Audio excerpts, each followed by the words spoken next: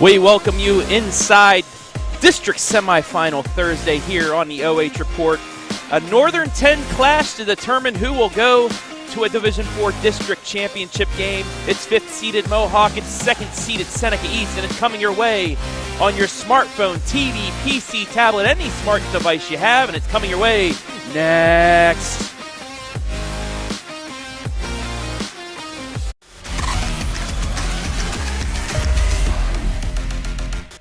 Instead of paying for some big-name spokesperson, Kasasa Checking gives that money back to you in cash rewards. In fact, you just bought me this cup of coffee.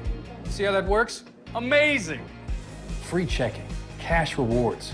Take back banking with Kasasa. It's Freedom Fest, Ohio, featuring Justin Moore, You look like I need a drink right now. Crowder, God Almighty, I hope you'll find Rodney Atkins, makes me wanna take a back road. Austin French, and more. Friday and Saturday, July 1st and 2nd, Morrow County Fairgrounds in Mount Gilead, Ohio. For tickets and more info, visit freedomfestohio.com. I got 2 feet on the ground, head flying in the clouds. It's just the little things, all of the little things. Hands up in the sky, it's all gonna be alright. It's just the little things, all of the little things. Oh, oh, oh, oh, oh, oh. Love the little things, love the little things.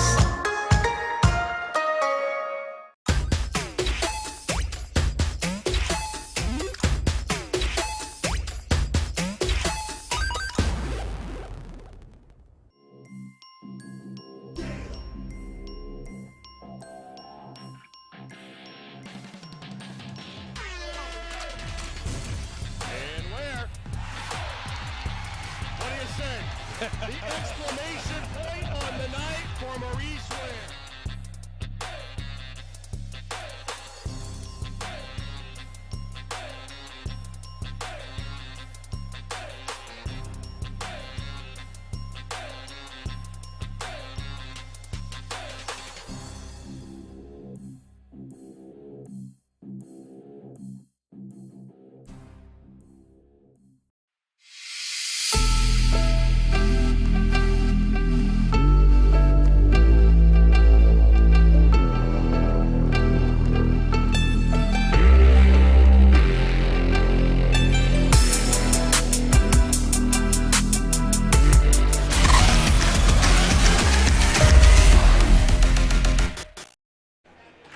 Good afternoon, ladies and gentlemen, and welcome inside the Haas on the campus of Willard High School for today's Division IV Girls District Semifinal between number 5 seeded Mohawk and number 2 seeded Seneca East, as we welcome you inside the Sutton Bank pregame. Travis Berardi alongside Hayden Gray, and almost a whole Northern 10 semifinal, all but one team in here. That is Mansfield Christian. We'll see them in the second game, but, you know, two teams that are quite familiar with each other.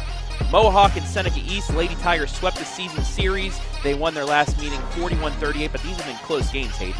Yeah, they certainly have. You know, we talked about it on the way over. What could we be expecting in tonight's matchup? And Seneca East finished strong right behind Buckeye Central in the N10. And then 3 spots below them is Mohawk. And don't let their record mislead you. Like you said, a couple close matchups should be in for a fantastic one tonight. Let's take a look at our team spotlights first for the Lady Warriors of Mohawk under Coach Bruce Hannum.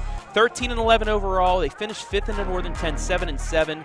They've had some tough competition, but they took care of business in the tournament. They knocked off 7th-seeded Lucas 53-22, then upset 3rd-seeded Danbury 49-36. Low offensive output, but the defense is good enough to get them here. Yeah, as long as you can score more than you're going to let the other team, you put yourself in a chance to win every game. Those teams that have been focusing on defense and winning the championships through their defense have seemed to bode well so far this postseason. And taking a look at the Seneca East team spotlight, 19-4 overall, 2 losses in the N10 as their runner-up were to Buckeye Central. They defeated 9th-seeded Monroeville for a sectional championship, 47-22. But offensively, really putting up the numbers. We're going to take a break here for a moment and honor America with the playing of our national anthem, the Star Spangled Banner.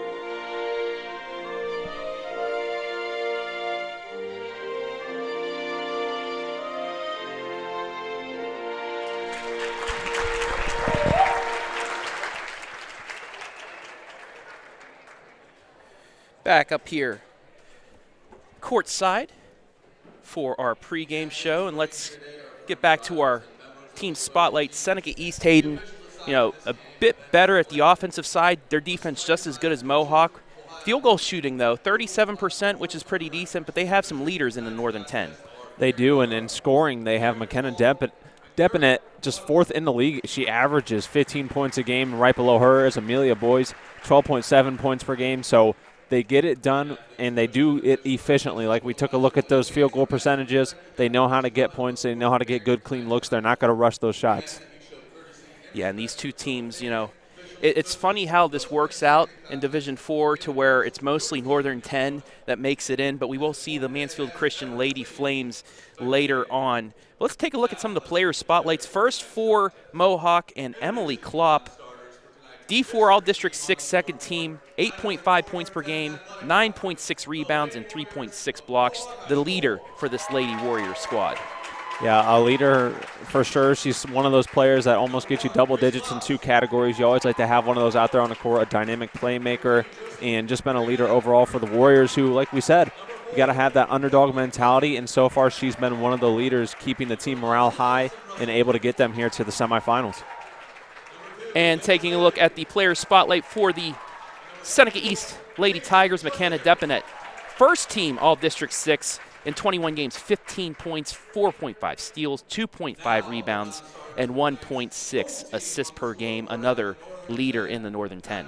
Yeah, Depinet deserving of that all-district first team when you're able to climb your way, score those kind of things. And on a team that would probably be looking at an N10 championship if Buckeye Central wasn't absolutely insane this year, a potential someone they could be seeing after we get the results of this first game that you're about to see. But she's just been one of those players who has been exciting to watch. So we should be in for a good one. Like I said, these two teams fought tooth and nail against each other in their two matchups already this season. Mohawk falling in both of them, but close, 33-25, and then again 41-38. But let's take a look at our starting lineups, brought to you by Sutton Bank. First for the 5 seed, Mohawk Lady Warriors, Cleveland, Sheets, Klopp, Miller, Hamilton, and Klopp. One of our players to watch there. And now to the 2nd seed, Seneca East, Ousley, Bordner, Depinet, Cook, and Amelia Bowes. Multiple players that can score for you. You got Klopp, you got Hamilton. Actually, it's Mohawk. I'm looking at the wrong roster. You got Bowes, you got Depinet, both double-figure scorers. Also Bordner in there that can put up numbers as well. But, you know, this should be a good one. Can Mohawk knock off Seneca East and be one of the first other Northern 10 teams to get in there? Because it seems like every year it's Buckeye Central and Seneca East playing for a district championship. Can Mohawk finally break that string? Yeah, you never know. And as you've alluded to, it's exciting when these districts work themselves out to have a chance for that Northern 10 conference to see each other for a third time. You know, seeing a team twice each year is already difficult because after your first game you're going to learn a lot. But in all sports, facing that same opponent for a third time always leaves the gates wide open for anything to happen. Yeah, and you always say it's always hard to beat a team 3 times because they've already seen it twice. It doesn't matter what the outcome is in those games. That third time is the hardest, and especially when it's tournament time. This is a district semifinal. There are only 64 teams in all of Division IV left playing, and you are one of them. There's a reason you're here. Yeah, and you can tell that it's a phenomenal atmosphere in here. You know, I love the alternating lineups when they announce those in order. Just builds the excitement, gets both fans' sides on their feet. Great crowd here tonight from both Mohawk and Seneca East in such a historic gymnasium here at the Haas. So the Haas, like you said, tournament basketball. We've seen, you know, just earlier this week, Travis, we saw Cardington fall to Johnstown. Yeah, we've had some good games, haven't we, you and I on the call? Yeah, so we could be in for one of those here. I mean, just their earlier season matchups have shown us that this is going to be a competitive one. Exciting, and you know that Buckeye Central and Mansfield Christian awaiting their game are somewhere close by taking a good look at this one. And we are underway.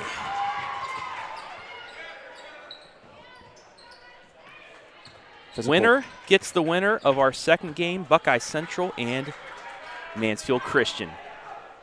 And what a way to start for Mohawk. Just a clean jumper there from Emily Klopp from the mid-range. Able to get the Lady Warriors on the board first, and they will grab the turnover. Euro step into the lane, no good. Rebound back out to Seneca East. 2-0 Mohawk inside. Too strong. Klopp with the rebound. So a quick start here by both sides,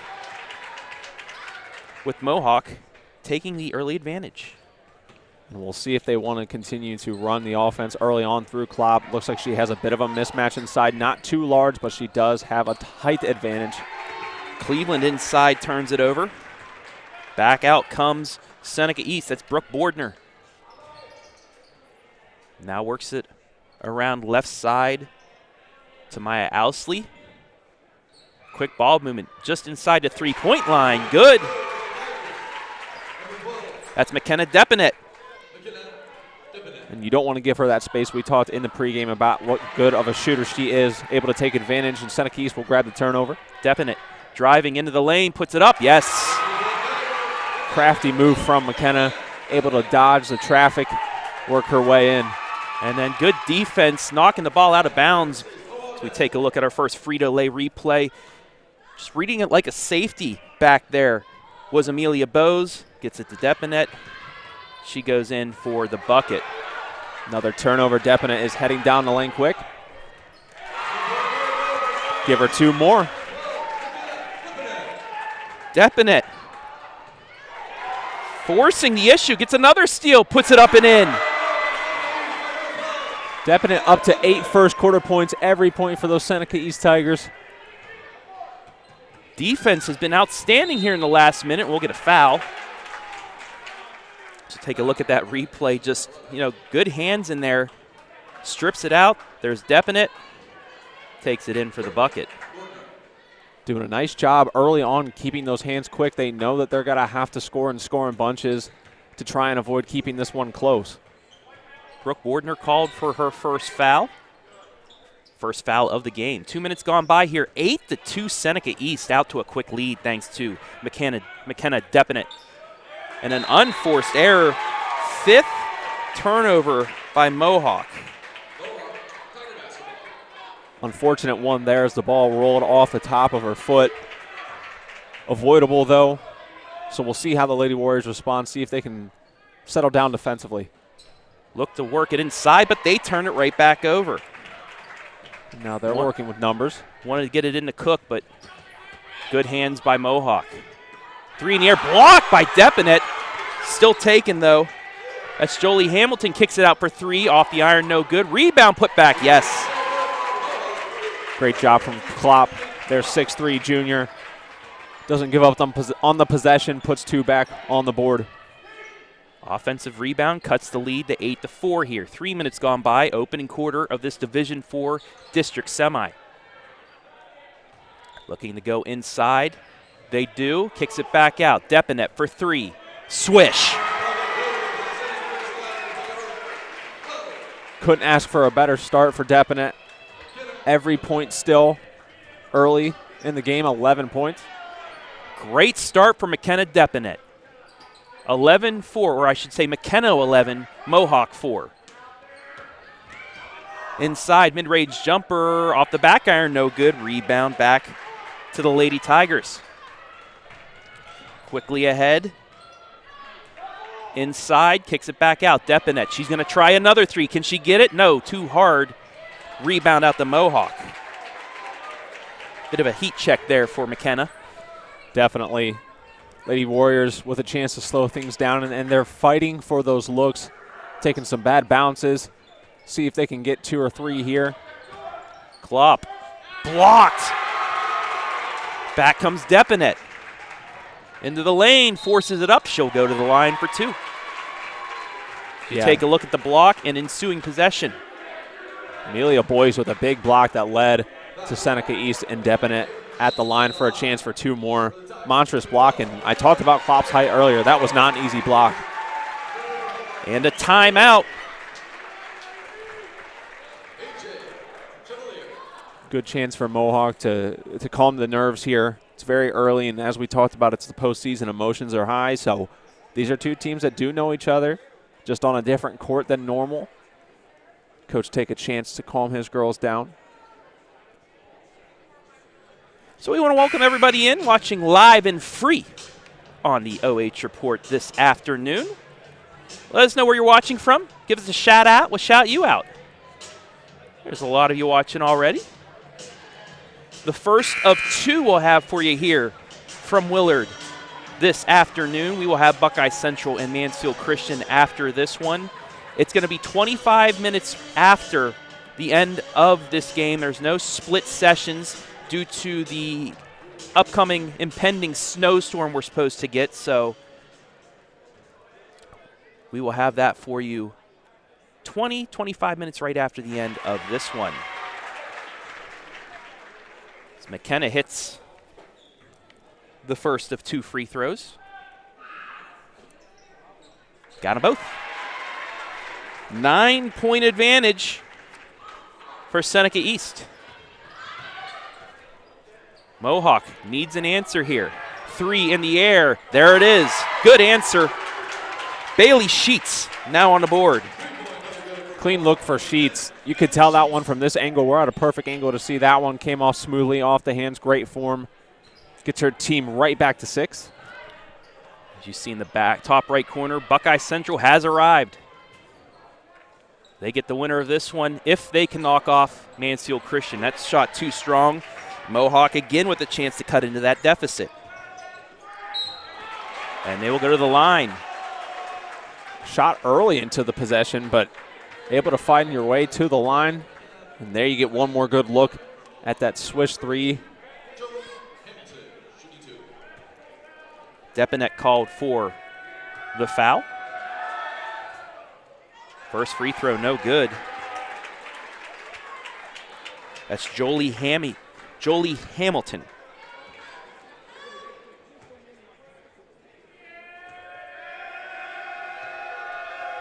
Second free throw up, no good.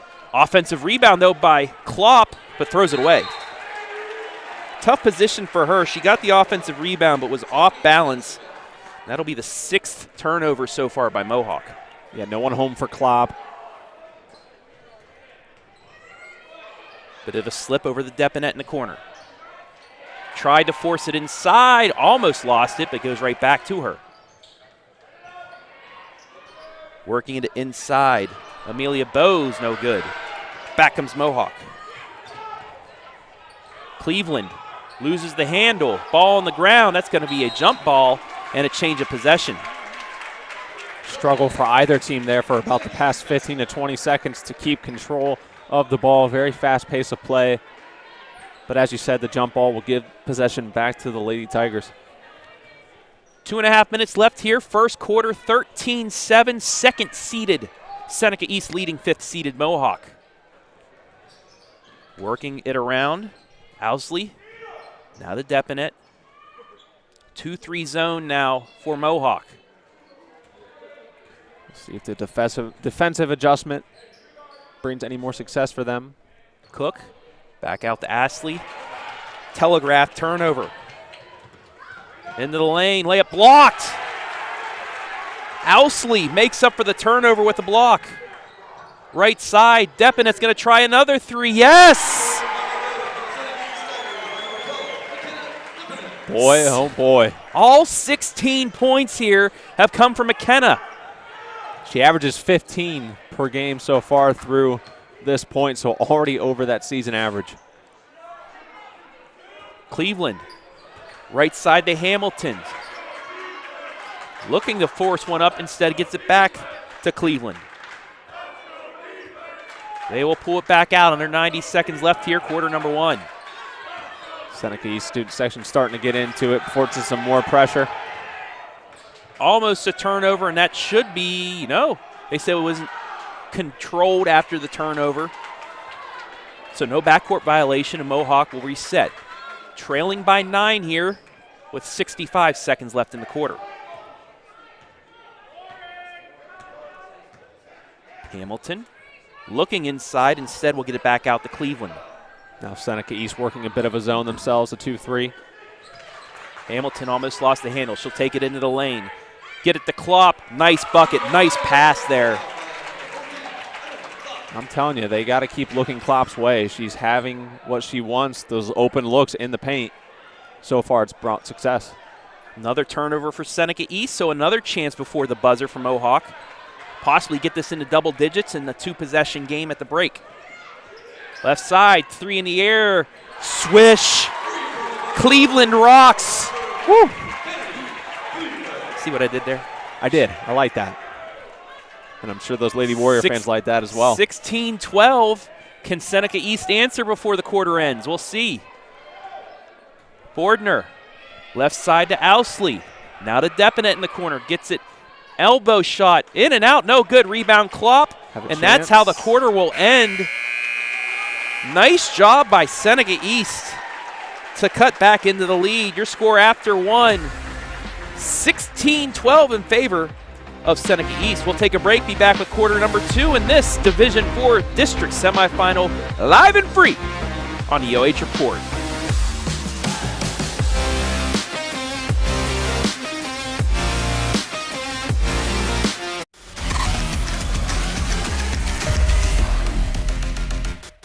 Instead of paying for some big-name spokesperson, Kasasa Checking gives that money back to you in cash rewards. In fact, you just bought me this cup of coffee. See how that works? Amazing! Free checking, cash rewards. Take back banking with Kasasa.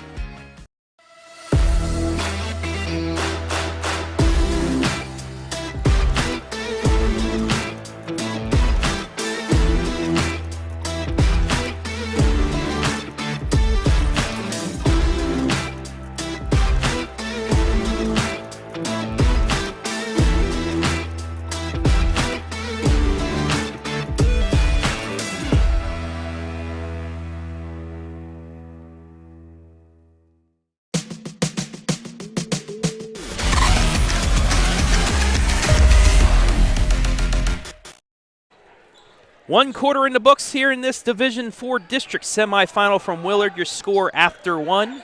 Seneca East 16, Mohawk 12. Travis Berardi alongside Hayden Gray.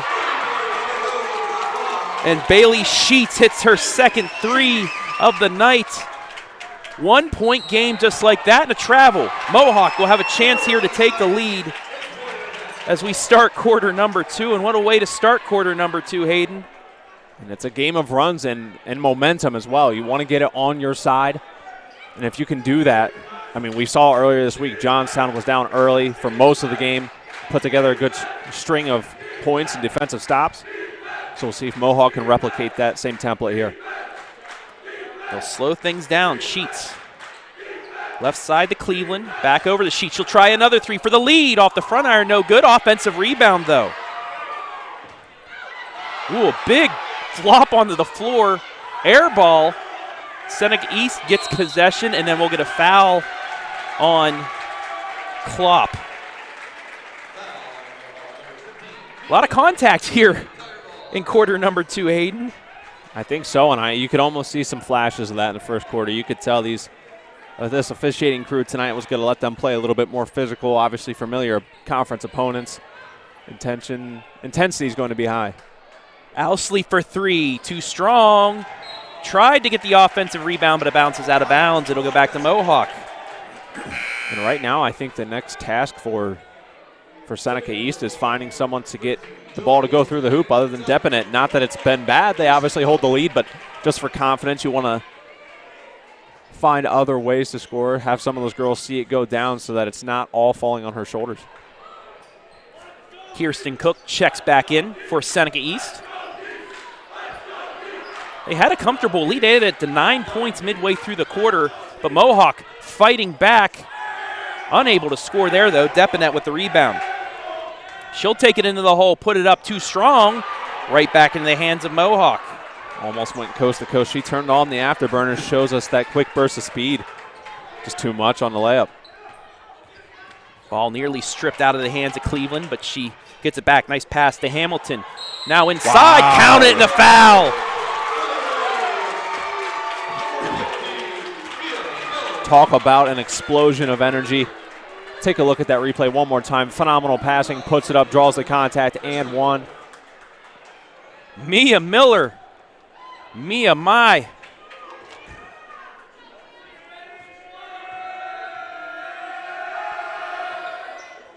Misses the free throw, but Mohawk now with the lead.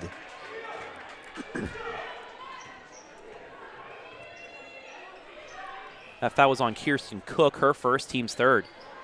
Seneca East looking to answer. Nearly turns it over. Bordner backs it back out. 2 minutes gone by here. Quarter number two. 5-0 run to start by Mohawk. And they turn it over. Into the lane, and Hamilton's going to get fouled, and we'll go to the line for two. And that'll be Deppinet's second. Now let's take one more look at this, Trav.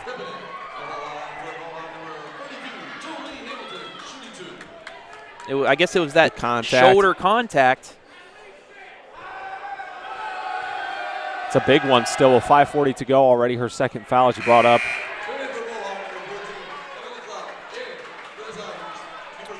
Score in the Division II District Semifinal. Shelby leads Perkins by one, 16-15. And after one, Margaretta leading Crawford in D3, 11-10. We'll get that score crawl up for you here momentarily.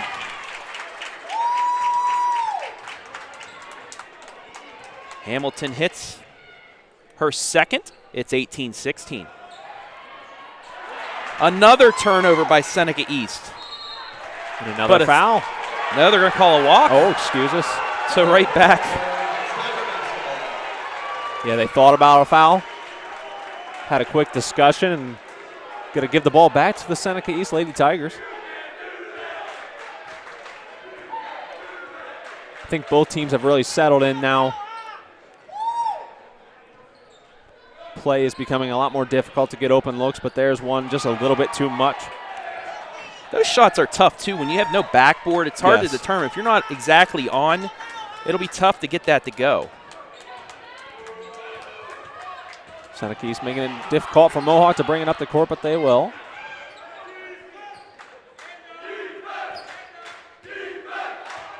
Klopp looking for the ball down inside. Nice take, but no good. Off the mark. Rebound. They're going to say it's against Mohawk and Seneca East. I believe they're going to hit Emily Klopp with the foul, her first, team third.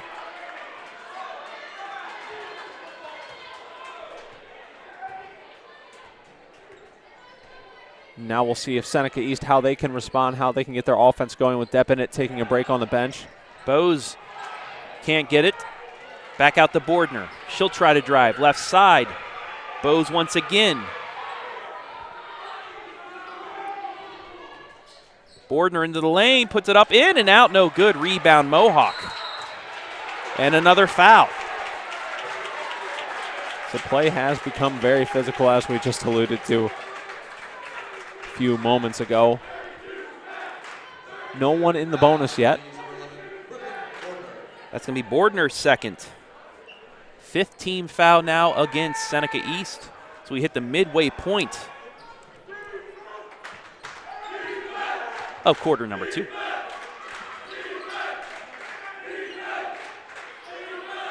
Nice take inside, but Klopp can't get it to go. Rebound, Seneca East. And this battle between Klopp and Kirsten Cook's getting really entertaining down in that lower paint area.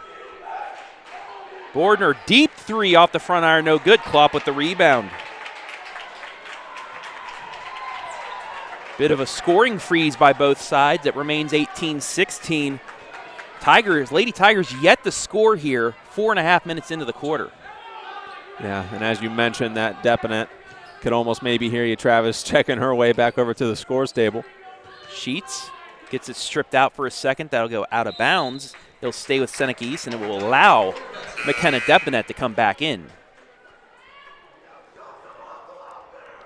If you take a look at our score zone, those other 2 district semifinal games also you can watch live and free, but why would you? Because you're watching us right now, but we'll keep you updated on those scores as we go on. We also have 3 more games after this. The game you'll see here, Buckeye Central versus Mansfield Christian. Also, Crestview taking on Upper Sandusky down at Shelby, and Clear Fork Mansfield Senior over at Ashland. Those games will tip off a little bit later because of the start we're going to have here.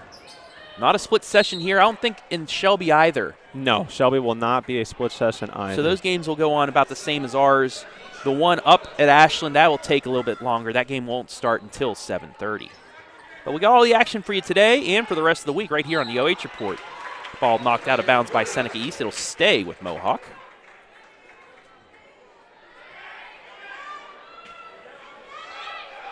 Klopp facing Got to double get it team. in. Barely does. Gets it to Cleveland. Blocked again. That's the 3rd block. 3rd different Tiger, too, with one. Cleveland gets it away somehow to Hamilton. She'll drive baseline. Tough shot, no good. Klopp with the rebound doesn't go. She flicks it out of bounds. It'll go to Mohawk. Yeah, Klopp went to swipe at that rebound, hit it. It was a little bit too strong. Or Seneca East. I said it was going to go to Mohawk. Go to Seneca East. Hands it over to Seneca East. With a chance still hunting for those first, still on the prowl for those first points of the second quarter. Near ankle breaker there. Cook Out to 3, no good. Mohawk with the rebound. So approaching 6 minutes for the Lady Tigers scoreless here so far in the second. Mohawk, though, just 6 points, but it's been enough to give them a 2-point lead. And they're going to turn it over. Telegraphed it. Klopp on the chase down, though. And a foul. Avoids the easy look, but will send Seneca East to the line. Klopp will pick up her second foul.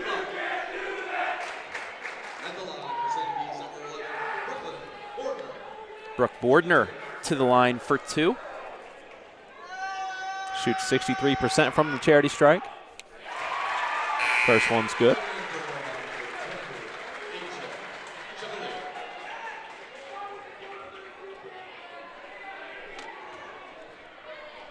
Chance to tie things up here.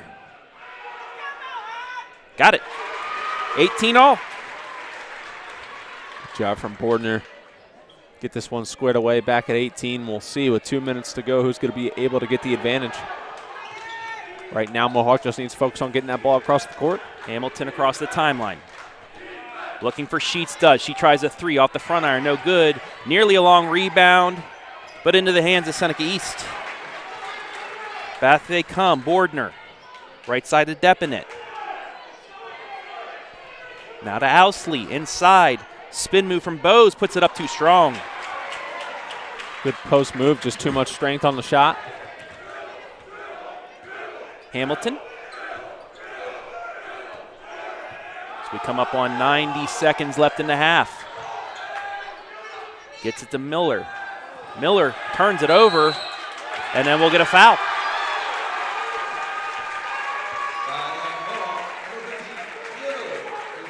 That'll be her second. Both teams now with 5 fouls each. Bordner across the timeline. 1:20 left in the half. Owsley left side. Gets it into Bose. Puts one up off the back iron, no good. Rebound again, the Mohawk. Seneca East yet to hit a field goal here in quarter number 2, but it's tied at 18. We talked about it earlier, Travis. Two teams that don't put a ton of points up on the board, but both have elusive defensive units, and we're seeing that here on full display. Sheets can't hit the open jumper. And the Lady Tigers another chance to get the lead back. And another unforced error. Depinet backcourt violation. It's been a bit more passive here in the second quarter. Not that it's a bad thing. You definitely want to get your teammates involved. But no points here in the second quarter after an explosive first quarter for her with 16. Hamilton takes the inbounds. 40 seconds left now. Looking for a screen, gets it. Pull-up jumper just inside the three-point line. Off the high glass, no good. And Depinet with the long rebound. She's got an open space. Into the lane, puts up the shot, good. And that's exactly what they need out of her. That's first quarter Depinet that we saw right there. Quick steal, turn on the afterburners. 18 points for her. Seneca East leads again, 20-18. Under 20 seconds left. Hamilton in the corner. Double team. Kicks it back out to Sheets. Now to Cleveland for 3. Too strong, but an offensive rebound. They'll get another chance here. 6 seconds. They got to go. Cleveland, 4 seconds. Just puts up a deep 3. Almost goes in. And instead, Seneca East with the rebound. I thought that was going in for a second. Yeah, wow, that looked clean for a second, Travis. That'll do it for the first half. Your score after 16 minutes, number 2 seeded Seneca East 20. Number 5 seeded Mohawk 18. We'll take a break. Be back with the Sutton Bank halftime right after this. You're watching Girls High School Hoops, the D4 District Semifinals, live and free on the OH.Report.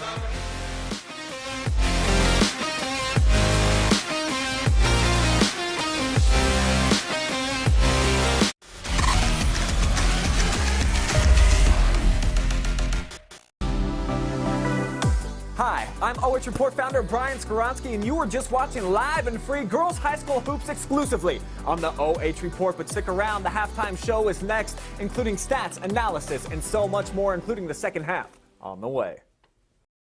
Instead of paying for some big-name spokesperson, Kasasa Checking gives that money back to you in cash rewards. In fact, you just bought me this cup of coffee. See how that works? Amazing! Free checking, cash rewards. Take back banking with Kasasa. It's Freedom Fest Ohio, featuring Justin Moore, You look like I need a drink right now. Crowder, God Almighty, I hope you'll find Rodney Atkins, makes me wanna take a back road. Austin French, and more. Friday and Saturday, July 1st and 2nd, Morrow County Fairgrounds in Mount Gilead, Ohio. For tickets and more info, visit freedomfestohio.com. I got 2 feet on the ground, head flying in the clouds. It's just the little things, all of the little things. Hands up in the sky, it's all gonna be alright. It's just the little things, all of the little things. Oh, oh, oh, oh, oh, oh. Love the little things, love the little things.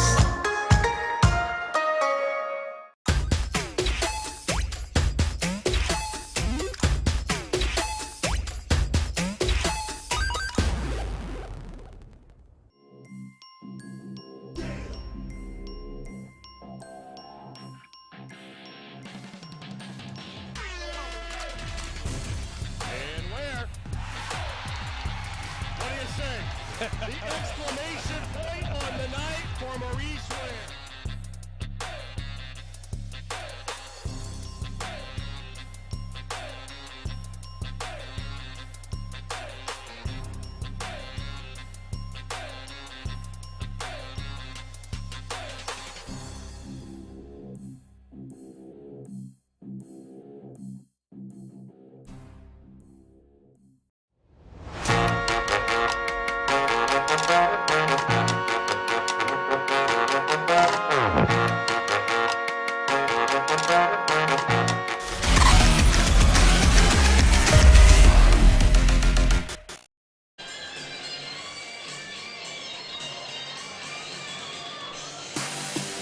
In the words of OH.Report founder and CEO Brian Skoronsky, it's halftime.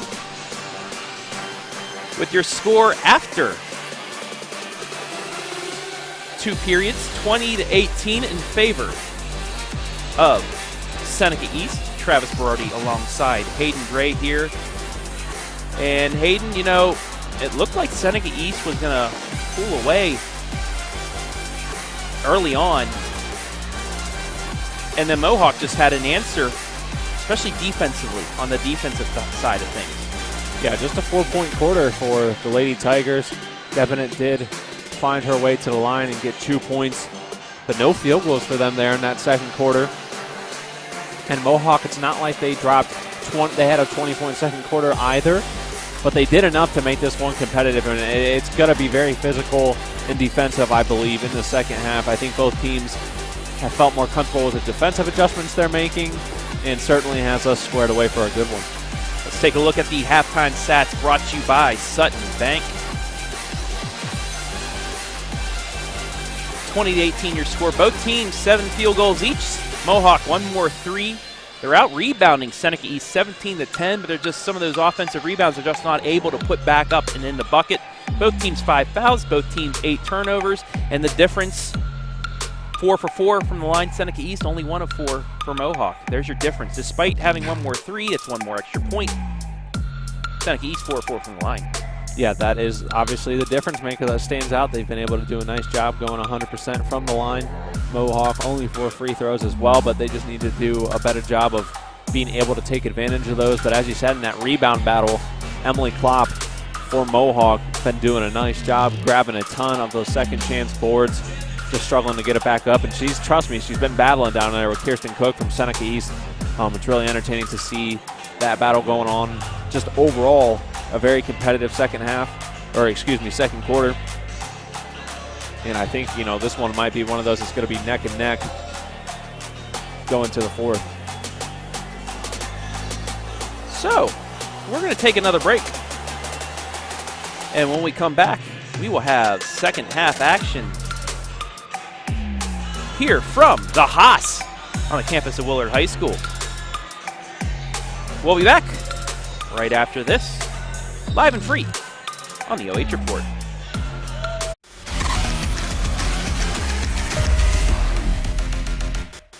Instead of paying for some big-name spokesperson, Kasasa Checking gives that money back to you in cash rewards. In fact, you just bought me this cup of coffee. See how that works? Amazing! Free checking, cash rewards. Take back banking with Kasasa.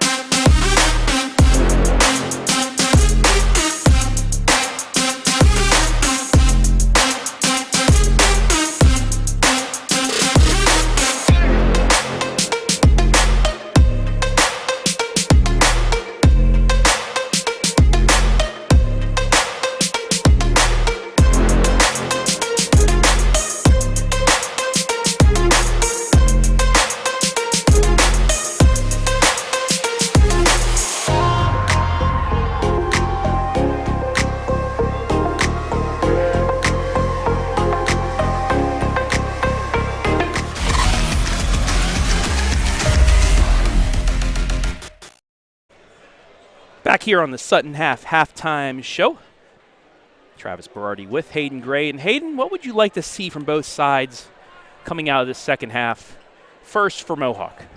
I'd say for Mohawk, just continue to put some pressure on Seneca East defensively. I think when they switched over to that zone, they made the passing lanes a lot more difficult for the Tigers, and as a result, were able to force them into those 8 turnovers that you saw. Continue to move the ball around in and out. You know, they have knocked down a few of those threes as we've seen, but also have interior players that can get the job done. And for Seneca East, I mean, you got to think somebody other than McKenna Depinet needs to start scoring, because Mohawk's been able to pretty much lock her down in that second quarter. Yeah, they simply don't have too many other choices. As much fun as it is and entertaining to see such a talented young girl such as Depinet score 18, 16 of those in the first quarter, if her team wants to advance, they're going to need a little bit of production outside of that. Not saying that she can't, you know, have one of those games where she just takes over and we're here talking about her scoring 40 by the end of things. That's all fine, but I truly feel like if they're going to get this win over Mohawk and secure their spot in the championship game, they need to find some other forms of offense as well so the pressure isn't all on her shoulders. While we have a moment, let's go over some individual scoring for quarter number 1. First for 5th-seeded Mohawk. Bailey Sheets, Emily Klopp, both with 6 points. Kennedy Cleveland, 3 points. Mia Miller, 2 points. Jolie Hamilton, 1 point. As for Seneca East, 2 players have scored. Yep. McKenna Depinet, 18. Brooke Bordner, 2. Score by quarter, 16-12 Seneca East in the first, and then a completely defensive second quarter, 6-4 in favor of Mohawk. That's wrong. I can't add, folks. I apologize. I'll give you a quick halftime update. Our Division II District Semifinal, Shelby leads Perkins 32-25 at the break. And over in Shelby in the D3 District Semi, Margaretta leads 28-14 over Colonel Crawford. Actually, my math is right. 6-4 in favor of Seneca East, or in favor of Mohawk. That's why I had it wrong. I had the wrong teams, but that's your score. 18-12 as we are back to action here in quarter number 3. 7 games in 4 days, that sometimes does that to your brain, Offensive rebound, put back, no good. Mohawk with the rebound. The first Seneca East offensive rebound of the night. Cleveland gets it to Klopp. On the elbow, kicks it back out to Sheets. Just underway, quarter number 3. Tough force up, no good, but there's Klopp with the offensive rebound. Pass inside, layup good. And that's what you're looking for on those second chance opportunities. More than one person coming down after that board is grabbed. Get yourself a nice open opportunity. 20-20 now, 1 minute gone by, quarter number 3. Who will play for a district championship on Saturday? Right side, 3 in the air for Depinet. Off the front iron, no good. Rebound Klopp. And another key here maybe after both teams realize how that second quarter goes, who can, be patient and take some of that time off the clock here in the second. And we'll get a foul. First foul of half number 2. And that's going to go against Kennedy Cleveland, her first. Team's first of half number 2. So a couple of girls out there on the floor for both sides with a couple fouls apiece. No one too close. 2 would be your maximum, just 1 team foul so far here in the third quarter. Depinet gets it inside to Cook. Tried to pass it back out, but goes out of bounds. Another turnover for Seneca East. That's their 9th. Seneca East came in here averaging 21 turnovers, so this is right with what they usually do. 16 turnovers by Mohawk. They were halfway there at the break, so this is something that you see normally from both sides. Mohawk looking to answer. Hamilton puts it up. Yes, got the friendly bounce. Mohawk leads again. Hamilton with all 4 points here in the second half. Great patience from her there, really working. It was a tough first half for her, but paying off that hard work. Sheets to the lane, yes.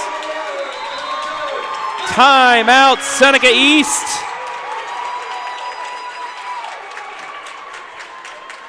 So we take a look at the Frito Lay replay.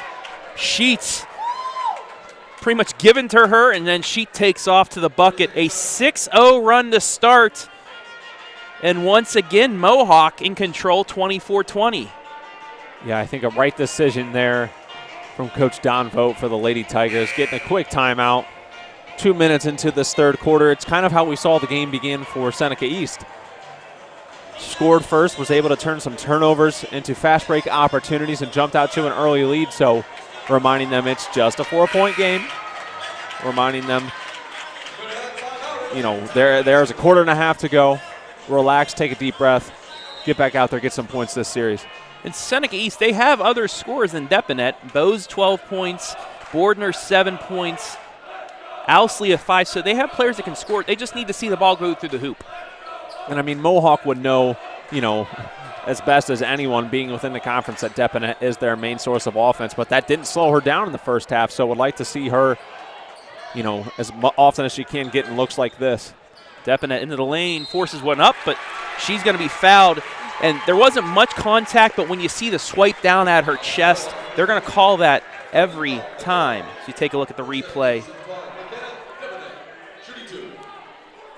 That's going to be the third on Emily Klopp, so a big third foul here early on in the second half. Yeah, coach going to make the decision to leave her in for now. And I think this is the point where you can with only 3 fouls. If that was the fourth one, you're not going to see her for the rest of the quarter. Correct. Absolutely. Depinet remains perfect from the line, and it's back to a 2-point game. Hamilton going to get it across the timeline. Big screen, but that's legal. Hamilton fakes the 3, gets it right side. 3 in the air for Sheets. Woo! Bailey Sheets, her third 3. 27-22, the largest lead of the night for Mohawk. Draws a big eruption from the Mohawk faithful who made their way here tonight. Bordner for 3 off the back iron, no good. Rebound Mohawk. Hamilton, she'll try to take it into the lane. Scoop layup blocked. And here comes Depinet. Got it in one. What a turn of events. What a perfect opportunity for a big-time player like her to make a big play. Doesn't have numbers, but takes it in, fights through the contact. She's going to find her way to the line for an and one. Sheets, who hit the three to put him up 5, just commits the foul. It's her second, team's third of the second half. Depinet, good. Back to a 2-point game. 27-25 coming up on the midway point of quarter number 3. And a steal. Bordner, she's fouled. So we'll take a look at the steal. And just a little too much hands there by Hamilton as she's called for her first foul. The team's 4th now, so that number's getting up there, Hayden. Yeah, you don't want to get into that bonus too early in a close contest like this one. We'll get a jump ball, change of possession. Especially since when we took a look at those first half free throw stats at our halftime show. Obviously, Mohawk struggling, just 25% from the charity strike so far tonight. Seneca East, a perfect 4 of 4. Hamilton kicks it back out. And it's stolen away from Depinet for the second, but given right back to Hamilton. She's double teamed. There's a foul. Seneca East fans not happy with that one. Believed there should have been a call previously in favor of Depinet, but right now kind of going back and forth, both teams getting calls. That's Depinet's third, so now she's getting into a bit of foul trouble. Both leading scorers for either team. Oh, and now that I don't know about that. Let's take a look at that one more time. That is not the right call you need for that moment. No, and as we just talked about, Coach has no reason to bring her out, but now she does. That is not the call you want to make in this situation. No, you definitely don't want a game that has this much riding on it for calls like that to be made in such a crucial moment. And a turnover. Backcourt violation.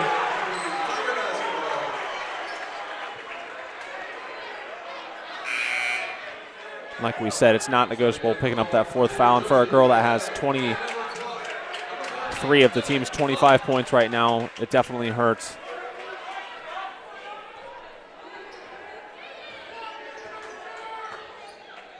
As you said, though, the Lady Tigers, you don't end up as second in the N10 just through one girl. They'll obviously have other scorers on the floor, see if they can find their way to some points. Seneca East trying to get that offense going. Bordner over to Cook. Now mid-range jumper, no good. There's Klopp with the rebound. And that's going to be Klopp's 4th. And that is an intentional foul, too, with the elbow. So that's going to be free throws. And, you put the shoulder in there with the elbows. That's going to be called every time. That's a scenario that shouldn't have happened right there. Plenty of opportunity for the ball to have been passed off a couple times here. I know she leaned into it's the motion. If she just goes straight across with the elbows, maybe not called. But when she leans into it like that, that's when it's going to be called as an intentional foul. Right, and it's the moment, too. Obviously, you can feel the intensity from up here at the second level. So both teams right now dealing with 2 of their main contributors this evening in foul trouble, having to take a seat with a lot of time left to be played.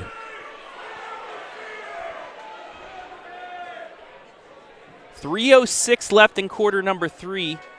And now the referees are going to get together. Having a further deliberation. I really hope they're not going to inject. This is right. For an injection or anything. That's really the only reason I could see them wanting to discuss anything, but I have a hard time fathoming. I might have just created a new word and I'm an English major. Yes, I know what you I have a tough time really comprehending that they would do that here. I don't think that it was a dirty move in any way. Now the contact was there, but. And now we're going to get a timeout by Mohawk. In the last minute of game time, this game completely, the complexion changed over. Both teams leading scores with 4 fouls. A tough call on Deppinett for her 4th, and then Klopp with the tough intentional foul. But, I mean, the way they showed it, it looked like it was the right call. I don't know if it's a foul no matter what. I don't know if it is enough for an intentional unless she did make contact with the head. I couldn't see because of the angle. Right. But nonetheless, both top players now out with 4 fouls. And we'll see, you know, obviously a couple of great coaches here this evening that have had a successful season and obviously have put themselves in this position because they know how to make adjustments. So we'll see what both coaches do with this full timeout. Both teams have a little bit of a chip on their shoulder to play with now. And as mentioned, Seneca East will go to the line for their free throw due to the intentional foul. And she will make chance to tie now. Yes. Kirsten Cook with her first 2 points of the game. We're tied at 27. Seneca East perfect from the line so far still this evening. And the Tigers will get possession after a timeout by the Lady Tigers. Mohawk just led by 5 points. It seemed like forever ago, but because of all the stoppages. But this was a 5-point lead by Mohawk. Then Deppinett comes in with the big and one. You have the 2 fouls, the intentional foul, so it's a quick 5-point swing for Seneca East. Now you got to feel like some of the momentum's back on their side just because of what just happened. No, I do. I think the momentum is slightly, that scale, if we're putting this on a scale, it has a slight incline in favor of the Lady Tigers right now, and I think this game has been one of runs and swings and stretches of momentum, so we'll see how long they're able to ride this one. Still 3 minutes to go in the quarter. They will maintain possession as well. All right, back to action now. Looking to inbound, they do to Cook. Then she's rejected. And we'll get a jump ball, so it'll stay with Seneca East, but you got to feel things are heating up down there on the court. Yeah, Mia Miller, we saw her with, you know, one of those high-intensity motion plays earlier when she picked up an and one, and a nice job defending that paint area while Klopp is on the bench. She is probably their source of height and strength down in that paint. And another unforced error against the Tigers.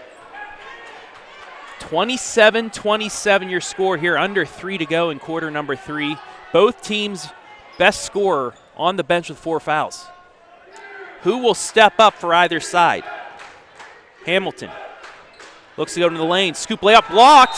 Contact afterwards. They're not going to call it, but the ball will go out of bounds on Seneca East. It'll stay with Mohawk with 2:45 left in the quarter. Yeah, I'm just very interested. I'm going to be paying a lot of attention to how the officials call the rest of this quarter to see what we're in store for the final quarter of play. Sheets kicks it left side. Cleveland from the elbow. Off the front iron, no good. Rebound to Seneca East. Got to get the ball up the court, and they do. I got to fight inside. Bose, layup, yes. Amelia Bose gives Seneca East their lead again. Her first points of the night. And the first field goal by a player not named Deppinett for Seneca East. Great post move by Bose. Hamilton will get a foul on the baseline. Take a look at one more time. Nice post move just to get the drop step and the bucket to go. And you don't see that all that often in high school basketball. You know, post moves like that, kind of a throwback, gritty type of basketball. 3 off the mark, and Seneca East will clear it out. Scoring updates on the bottom of your screen from the other 2 districts in our area. Kagi.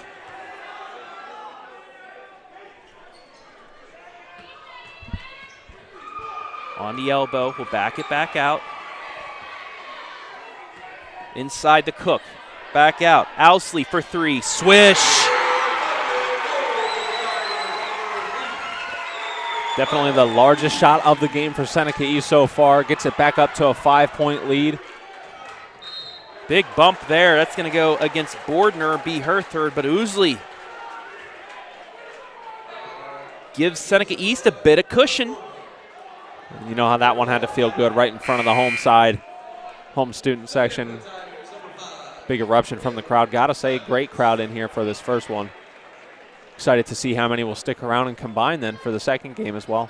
Yeah, second game will come about 20 minutes after the end of the first, so make sure to catch our live stream. We're going to stop things right after our MVP and reset everything up for you.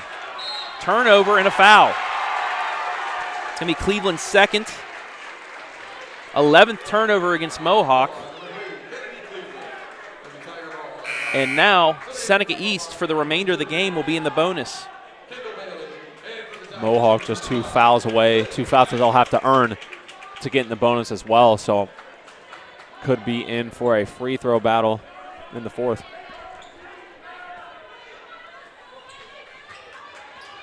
Looking to get it inside. Instead, it'll be a jump ball, and Mohawk will get possession back. And I'll be interested to see as well, you know, how long both coaches wait to get Deppinett for the Lady Tigers back in the game, and then Klopp over on the Lady Warriors side. Hamilton across the timeline, under a minute left in the third. Takes it to the hole, yes, and one. Jeez. Woo! What a ball fake. Let's take one more look at that. Lays That's it pretty. up. Great job to respond after Seneca East hits a big three. This could cut it back down to a 2-point game. Fouls on Bose, her first. Free throw up, good. 32-30. Owsley. We'll slow it down. We'll see if Seneca East, dare I say it, holds for the final shot. It appears they would like to, Travis. Now, whether they are able to is yet to be determined, but I believe your assumption of them liking to is correct. Haley Steinmetz now in the game. Gets it inside, turnaround jumper, too strong, rebound Mohawk. Under 20 seconds left. Hamilton, chance to tie or take the lead here for Mohawk as we go to the fourth. 10 seconds left in the quarter. Hamilton starts into the lane, kicks it left side. Turns around, 2 seconds. One, forced at the buzzer, not close enough, but that'll do it for the end of the quarter. Your score after three, Seneca East 32, Mohawk 30. Stay tuned for the exciting finish of this one.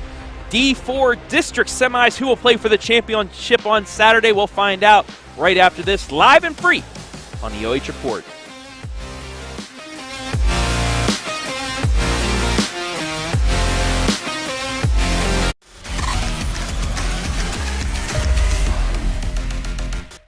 Instead of paying for some big-name spokesperson, Kasasa Checking gives that money back to you in cash rewards. In fact, you just bought me this cup of coffee. See how that works? Amazing! Free checking, cash rewards. Take back banking with Kasasa.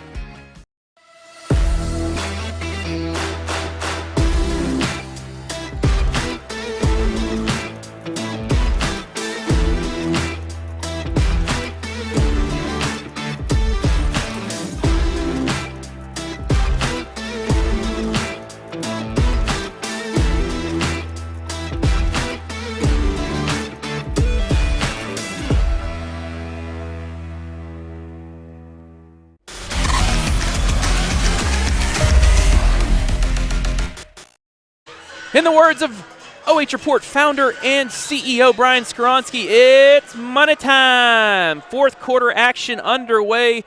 32-30, second-seeded Seneca East over fifth-seeded Mohawk. Travis Berardi here at the Haas in Willard, Ohio.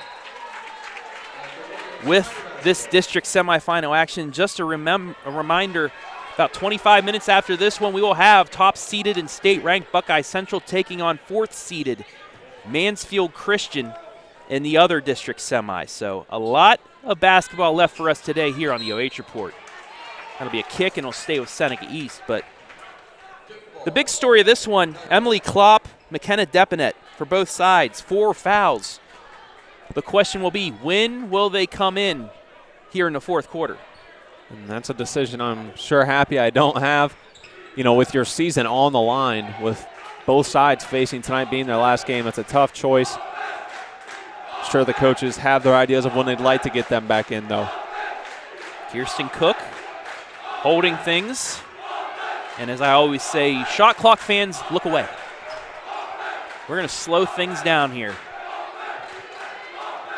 Cook. Although the good thing I like about it is Mohawk is making them pass the ball at least. Right, and you don't want to get frozen, you know, you don't want to get frozen up there in that zone. Once you have to start making a move, time can run out quickly once you stop your feet. At least having to work for it.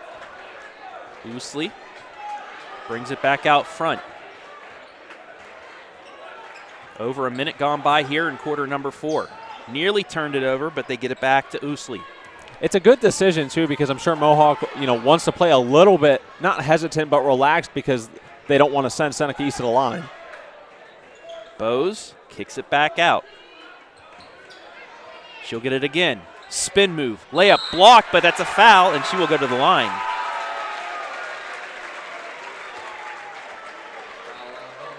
So you love that possession after you took a look at what sent Seneca East to the line. I think if you're a Tigers fan, you love that possession. You ate a minute 30 off the clock and have a chance to send this one to a 4-point game. Got the friendly bounce. Third point for Bose. That was the third foul on Kennedy Cleveland.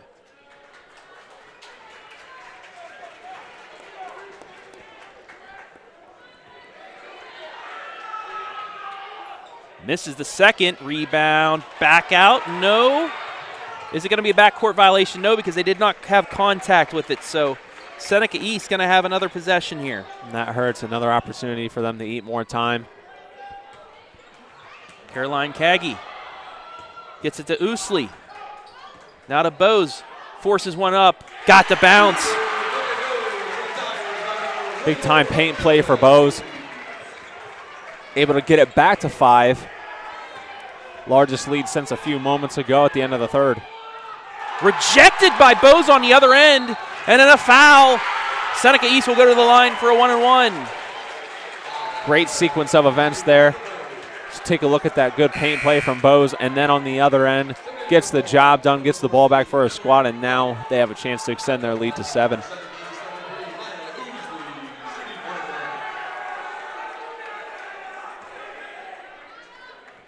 Ousley now for the 1-and-1. Can't get the first one to fall. Rebound the Mohawk. Hamilton across the timeline. Picks up her dribble. Needs some help. Gets it. Handoff. Mid-range jumper. No good. Offensive rebound. Put back. No good. That is Klopp back into the game, immediately making an impact. And who's this foul going to be on? I'm going to guess it's going to go against Cleveland. If so, that's her 4th, and it is. So now Mohawk, both Cleveland and Klopp with 4 fouls. Cleveland a senior, Klopp a junior. But a terrible series of events there for the Lady Warriors. You know, it's going to send Seneca East down to the line. And now you got to take a chance, leaving both girls out there with 4 fouls. But with 5:27 to go, is this where a point where if you're a coach, you just allow them to play with that risk? Offensive rebound for Seneca East. Kick back out. So they couldn't get the free throw to fall, but they will get another offensive possession. 5-point lead for Seneca East coming up on 5 minutes left. And they lose the handle.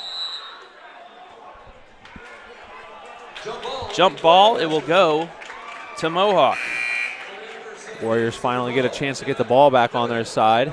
Depinet will check back in for Seneca East. As well as Brooke Bordner. So now Klopp and Depinet both on the floor with 4 fouls. Mohawk looking inbounds. They get steal. And then a foul. Is it on Sheets or Cleveland? Cleveland. And already Cleveland's running to the walking bench. off. That's her 5th. She fouls out with 3 points. Kennedy Cleveland, a senior, hoping her teammates have some fight left in them, and this is not her last game in the black and red.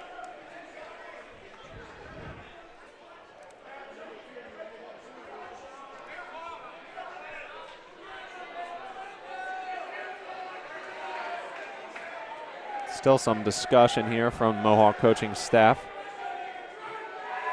possibly looking for an explanation. Looked like they thought it may have been a jump ball.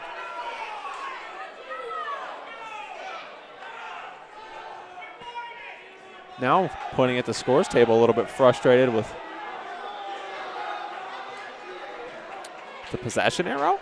I don't know. Nonetheless, A.J. Chevalier will check in for Cleveland. Do we have a discrepancy on who had fouls? Well, you know, now this is a long shot out there, but you have to wonder if they thought possession arrow should have never been in their favor, which wouldn't have caused the chain reaction. So the scoreboard says 10 fouls, but we're shooting a 1-and-1 here. Okay. Nope, now they're saying 2 fouls, so the referee didn't know what they were doing. Confusion all around. Yeah. Nonetheless, it's a 2-shot foul. Not a place we want confusion here in a district semifinal.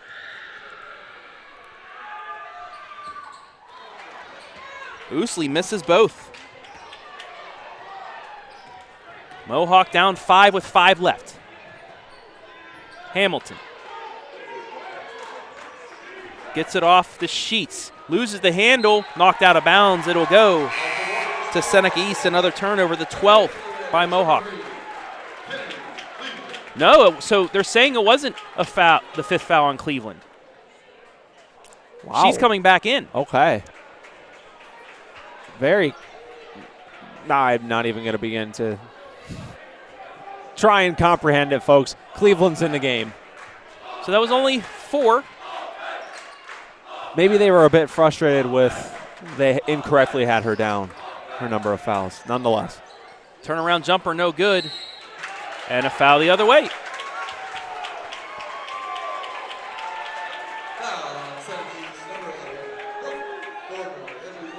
That'd be Bordner's 4th.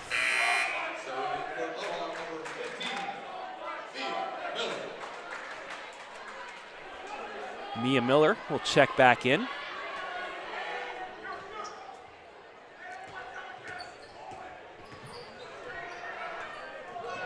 Hamilton gets a big screen.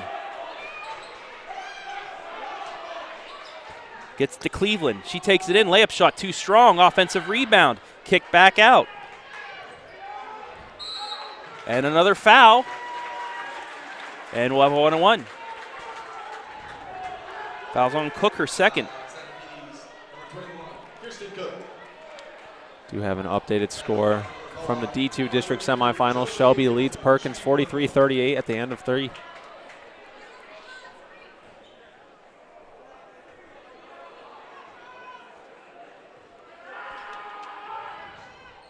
Free throw no good. Offensive rebound. Whoa, back down on the floor. Jump ball. Seneca East will take over.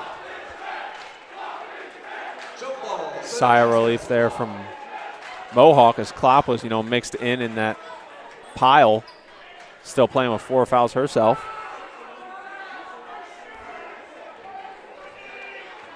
Bordner across the timeline. Gets it to Depinet. Looking inside. Cook. Foul on the floor. Offensive foul against Bose.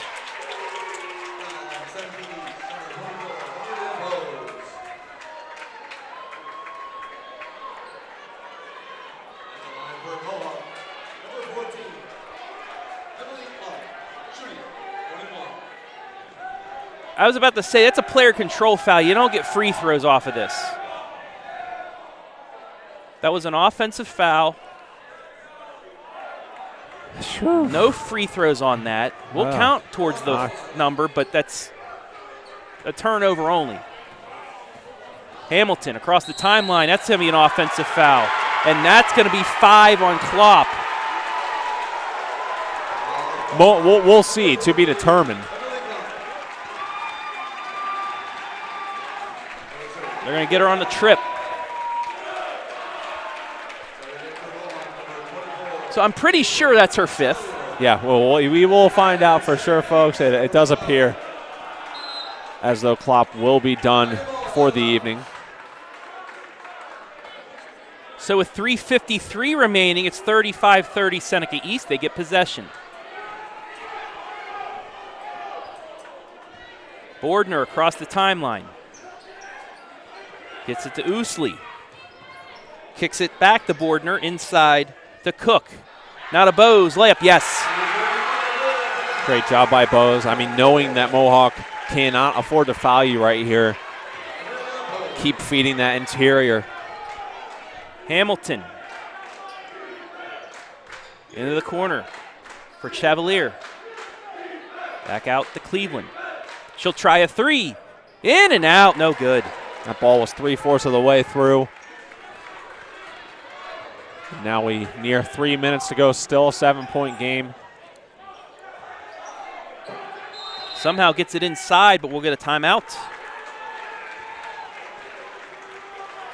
So with 3:06 remaining, Seneca East is going to take a 60. A lot happening here in quarter number 4, Hayden. Yeah, I mean, it feels like Seneca East, we talked at the end of the third about momentum, whether it felt like that balance was more on the Lady Tiger side, and we agreed. And how long would that last? And it just feels like their lead is so much larger than 7 points. I mean, if you're inside that Mohawk huddle, you're reminding them, we've gone on a run like this in a shorter period of time once already this evening. So with 3 minutes, you got to play really clean. That's the only kicker. You got that bonus. But the comeback is within them. It's going to be tough with Klopp now out. But then if you're Seneca East, you really want to continue to do what you're doing. You're finding a way to get to the line.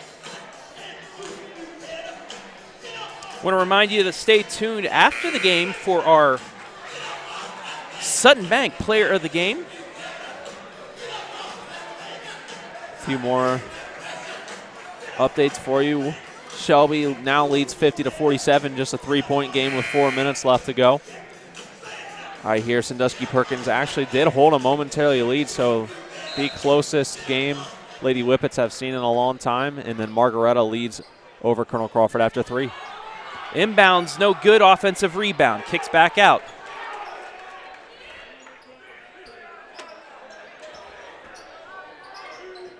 Moving it around to Depinet. So we come up on 2:45 left. Cook working it around. We're going to play keep away. Yeah, Seneca East content doing what they did to open up the fourth quarter. Going to force Mohawk to try and come up and make a play, but with that bonus, they know that they can take advantage of Mohawk not being able to play as physical as they'd like.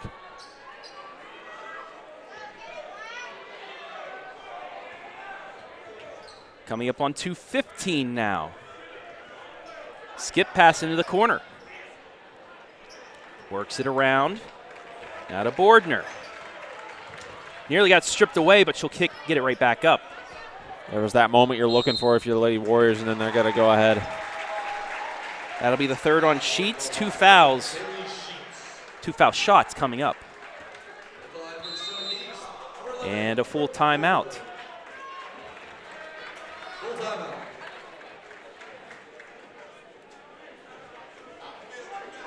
So 2:03 now remaining in regulation. 2 free throws upcoming for Seneca East. They lead by 7.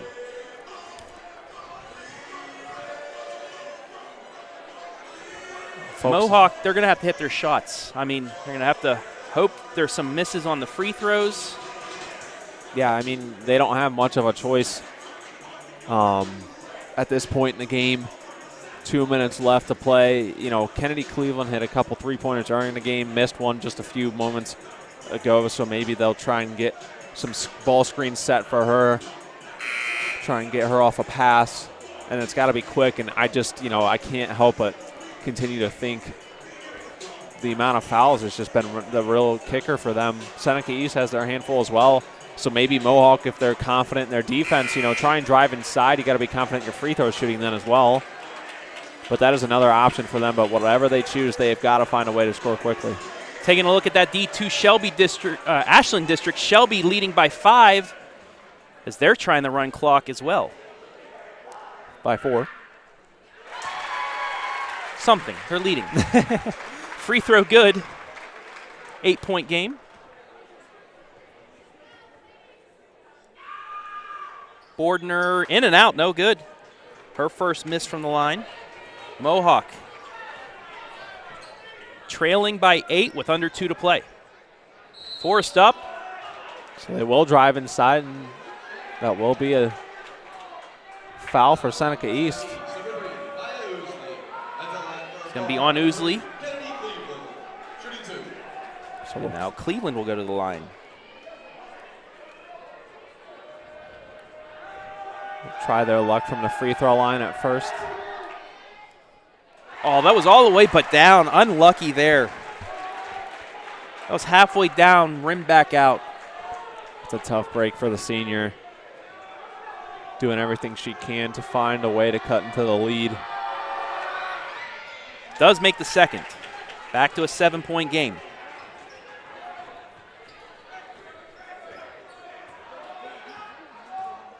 (38-31), 1:45 remaining.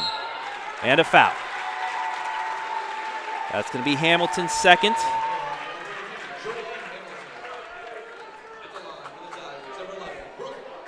And Bordner will go back to the line. Hit a pair of free throws earlier. Made the first. Bordner's 4th point of the night.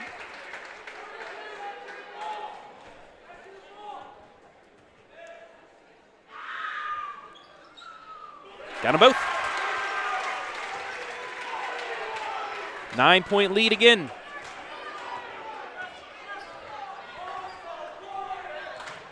Sheets into the lane, turnaround jumper, got it to go. Tough shot. Open up the bank. Beautiful shot there. Tough one. Keeps the door open a smidge, but with 1:20 and counting, they're going to have to figure out a way to get the ball here without fouling. And they will. Prayer answered, but layup missed. Put back good. Kennedy Cleveland, great job trailing her there. Able to put it back up, cut it to 5. 1:05 left. And a timeout, Seneca East.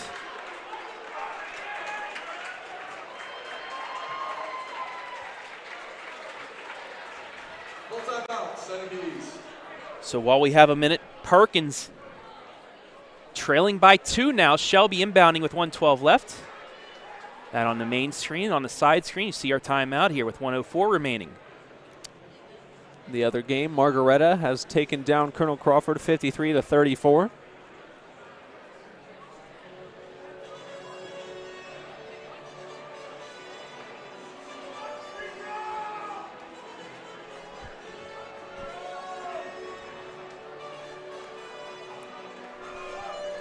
What a steal. Eve Schwemley, the freshman, what a steal. I heard she bucket made for Shelby there. One of the biggest three-pointers of her career. Saw on Twitter she knocked down a big three-pointer and a clutch steal right there. The freshman making some big plays. 30.9 seconds left there. 1:04 left here. 40-35 in favor of Seneca East. We'll see that replay one more time. Just somehow stripped it. Wow, what a play. And then Olivia Baker taking it to the hole for 2. Seneca East inbound. They get it in. Bordner. 1 minute left. Loses the handle. Turnover. And the door's open. 50 Cleveland, seconds. corner. Baseline runner knocked out of bounds. Where's it going to go? It's going to stay with Mohawk. I mean, 48 seconds here. You do not need to rush a bad shot. Take some time. 2 timeouts left for both teams. Hamilton, left side, 3 in the air for Sheets. Yes! 16 for Sheets. It's 40-38. And another timeout. Hold the phone. We ain't done here yet. Are you not entertained, folks? Wow. Travis, what is it about us this week in close games? It's tournament time, my friend. Anything can happen here.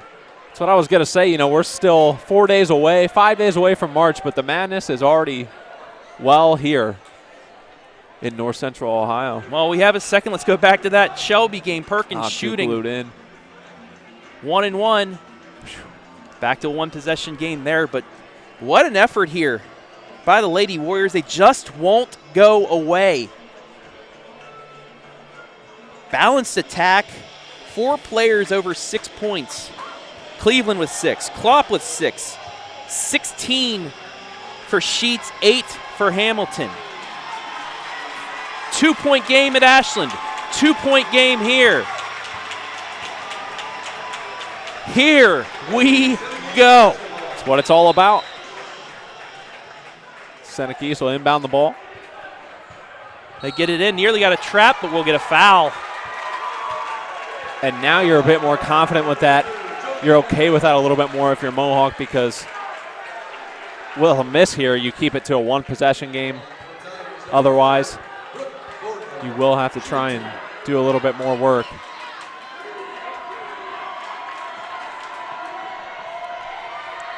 Big free throws coming up. First one, good. Big shot there. And another timeout. So here comes the freezing timeout from Bruce, Coach Bruce Hanam.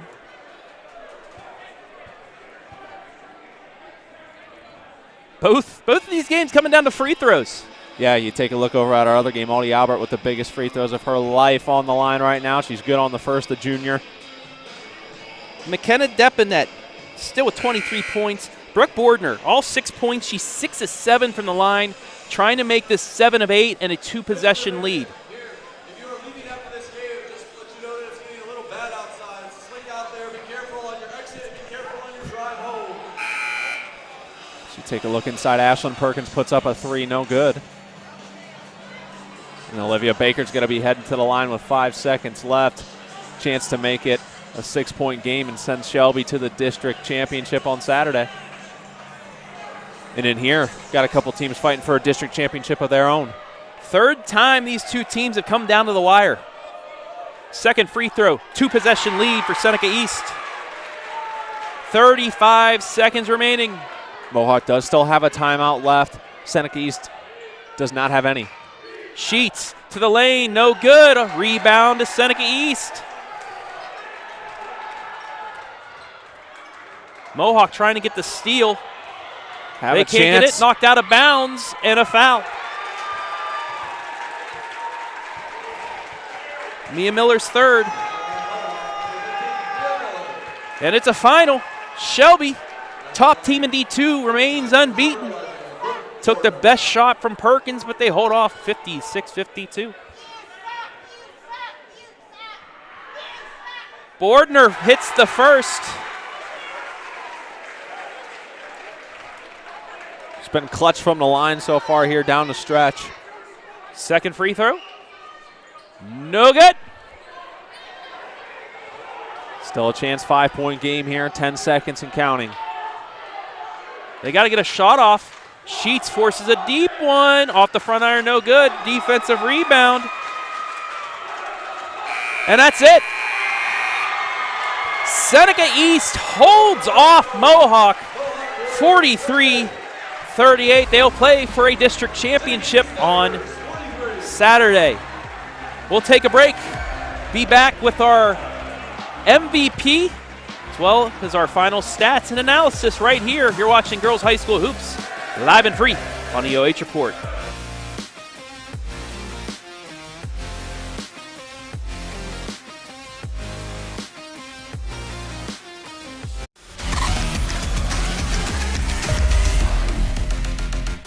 for some big-name spokesperson. Kasasa Checking gives that money back to you in cash rewards. In fact, you just bought me this cup of coffee. See how that works? Amazing! Free checking, cash rewards. Take back banking with Kasasa. It's Freedom Fest Ohio, featuring Justin Moore, You look like I need a drink right now. Crowder, God Almighty, I hope you'll find Rodney Atkins, makes me wanna take a back road. Austin French, and more. Friday and Saturday, July 1st and 2nd, Morrow County Fairgrounds in Mount Gilead, Ohio. For tickets and more info, visit freedomfestohio.com.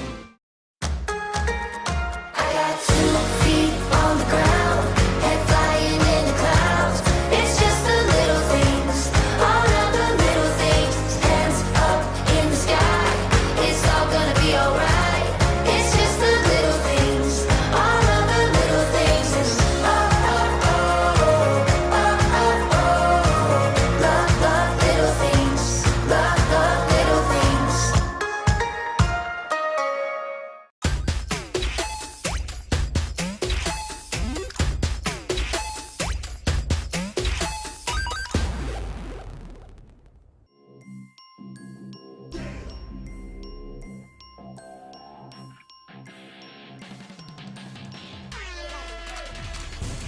And where? What do you say? The exclamation point on the night for Maurice Ware.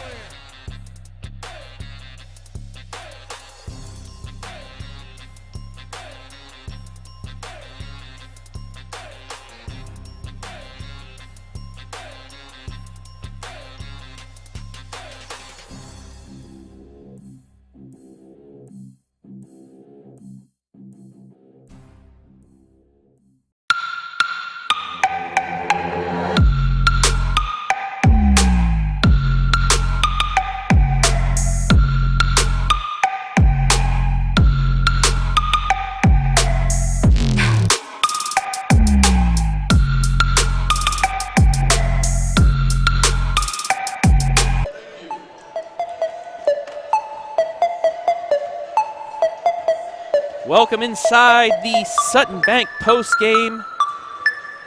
Your final here, 43-38 in favor of second-seeded Seneca East High School. Travis Brody back with Hayden Gray, and let's get right into these final stats, Hayden. 43-38. Mohawk had more field goals, they had more threes, they had more rebounds, but when a team goes 14 of 20 and you only go 3 of 9 from the free throw line, that makes the difference in most games, and it did tonight. Yeah, that 30% free throw percentage for Mohawk, you got to just look at that and think that's the difference maker. Seneca East being able to get to the line so often during that fourth quarter due to the bonus, and they just capitalized off it every time, especially down the stretch. You know, those are big shots you have to make. While there were a few misses, they buckled down defensively.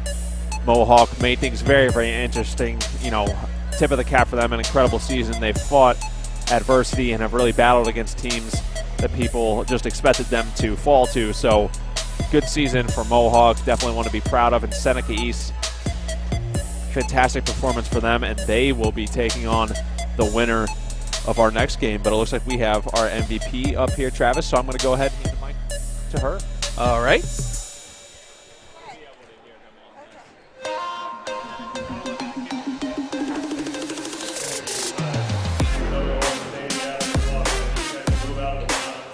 All right.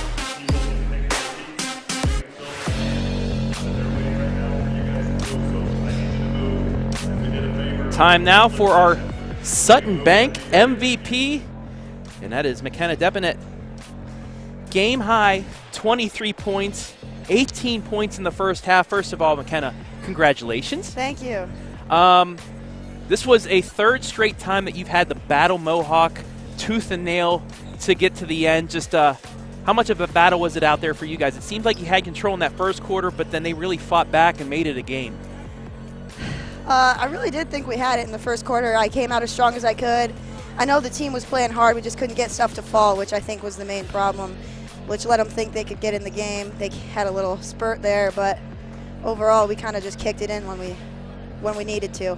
Yeah, you had the only field goals of that first half.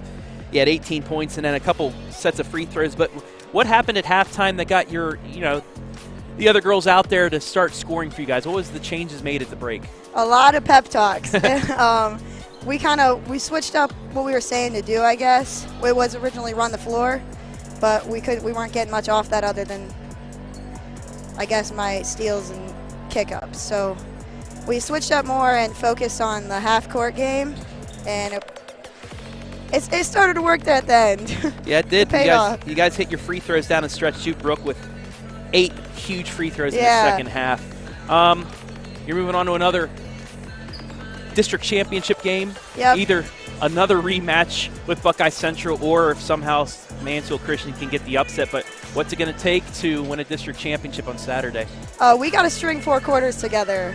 There's always spurts, and there's always some people are doing great and others are just catching up, and then they do great in the second half. But we need to pull 4 quarters together of all of us playing our absolute best basketball. All right, and lastly, if you'd like, you want to look into the camera, give anybody a shout-out out there? Go for it. Shout out to my dad. All righty.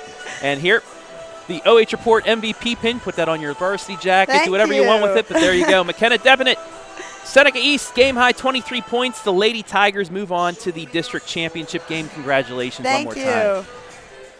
All right, and that will wrap things up here from Willard High School. Want to thank everybody that helped make things possible today. Nick Jacobs on the camera. Everybody back at BS Media Productions, Adam Thompson, Brian Skoronsky, Jory Hollenbeck. First National Bank of Sycamore, our scoreboard sponsor. Frito Lay, our replay sponsor. Sutton Bank, our MVP, pregame, halftime, postgame sponsor. Frito Lay, Sutton Bank, and the Freedom Festival, our commercial sponsors. Also want to thank the folks here at Willard, the athletic department led by Joe Crawford, and the OHSAA for allowing us to be here. But most importantly, we want to thank you, the fans, for watching. Your final one more time. Seneca East, the 2 seed, holds off 5th-seeded Mohawk for the 43-38 victory. They'll play for the district title on Saturday.